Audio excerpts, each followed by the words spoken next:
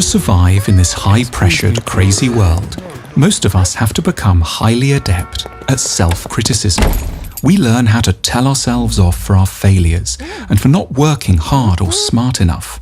But so good are we at this that we're sometimes in danger of falling prey to an excessive version of self-criticism, what we might call self-flagellation, a rather dangerous state which just ushers in depression and underperformance. We might simply lose the will to get out of bed. For those moments, we need a corrective. We need to carve out time for an emotional state of which many of us are profoundly suspicious: self-compassion. We're suspicious because that sounds horribly close to self-pity, but because depression and self-hatred are serious enemies of a good life, we need to appreciate the role of self-care in a good, ambitious, and fruitful life. To this end, we can perform what we've called a self-compassion exercise, a structured meditation lasting 15 minutes or so. Lying in bed, or perhaps a bath, turn over a sequence of thoughts that interrupt and correct the flow of your worst self-accusations.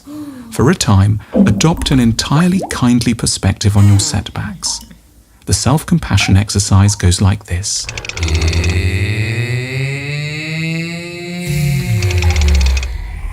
We're so in love with success, we fail to notice the scale of the challenges we routinely set ourselves.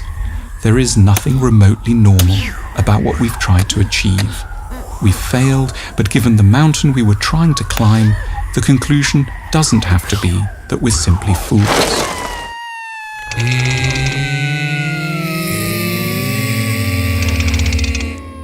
We have tricky family histories, we all do. There were things which happened to us at the hands of others which can help to explain some of our current troubles. We're not entirely sane or well, but none of us are. We weren't well set up to carry out certain tasks.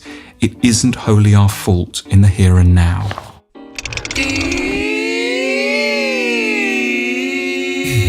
From the media, you'd think everyone was rich and famous and successful.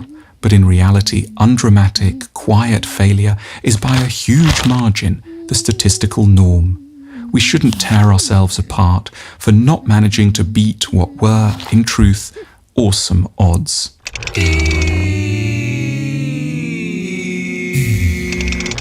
Tough, self-critical people don't allow themselves the indulgence of believing in luck.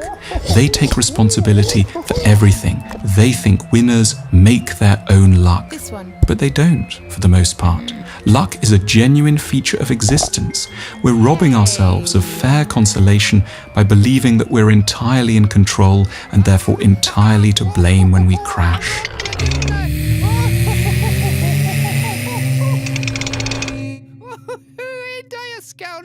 You are not only your achievements. Status and material success are one bit of you, but there are others as well.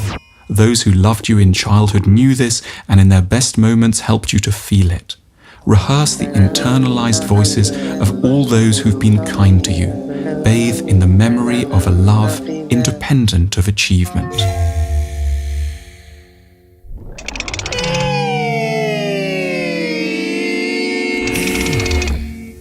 It seems it will never end.